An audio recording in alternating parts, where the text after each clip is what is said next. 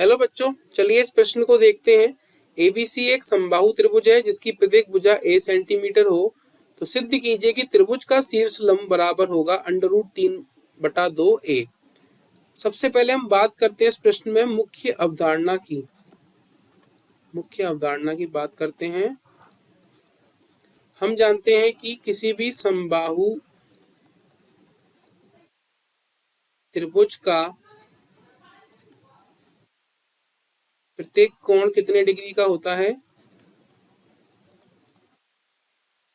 60 degree का। ठीक है, और हम ये भी जानते हैं कि साइन 60 डिग्री का मान कितना होता है? √3/2। ठीक है, हमें यहाँ दिया है एक समकोण समबाहु त्रिभुज दिया है, तो हम सबसे पहले बना लेते हैं एक समबाहु त्रिभुज ए बी सी। ठीक है, इस समबाहु त्रिभुज में शीर्ष लंब होगा जो ए से बी सी पर डाला जाएगा, जो बनाएगा यहाँ पर 90 डिग्री का कोण। मान लेते हैं यह डी बिंदु।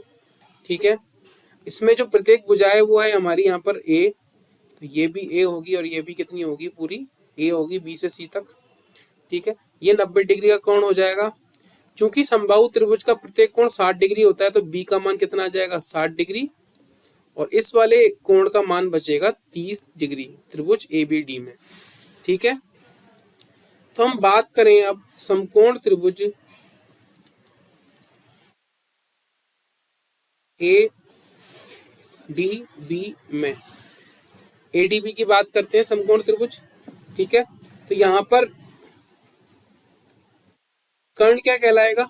कर्ण जो होगा वो होगा ए बी, जिसका मान है ए, क्योंकि 90 डिग्री के सामने वाली भुजा को क्या बोलते हैं? कर्ण। आधार क्या होगा? यहाँ पर आधार है यहाँ पर बी डी, और लंब यहाँ पर क्या है? वो है ए डी, जिसे हम बोल रहे हैं शीर्ष लंब। त्रिभुज के लिए ये क्या है? पूरे समबाहु त्रिभुज के लिए शीर्ष लंब है। ठीक है, तो त्रिभुज एडीबी में यदि हम लगाते हैं साइन 60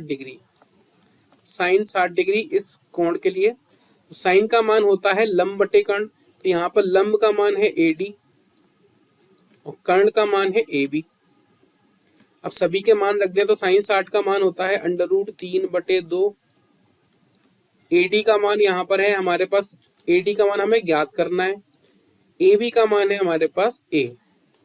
तो इस तरह से एडी का मान कितना आ जाएगा? √3/2a। क्या आ जाएगा? समबाहु त्रिभुज एबीसी के शीर्ष लंब एडी का मान आ जाएगा √3/2a। तो आपने देखा कि मुख्य अवधारणा के आधार पर किस तरह हमने सिद्ध किया कि त्रिभुज का शीर्ष लंब √3/2a होगा।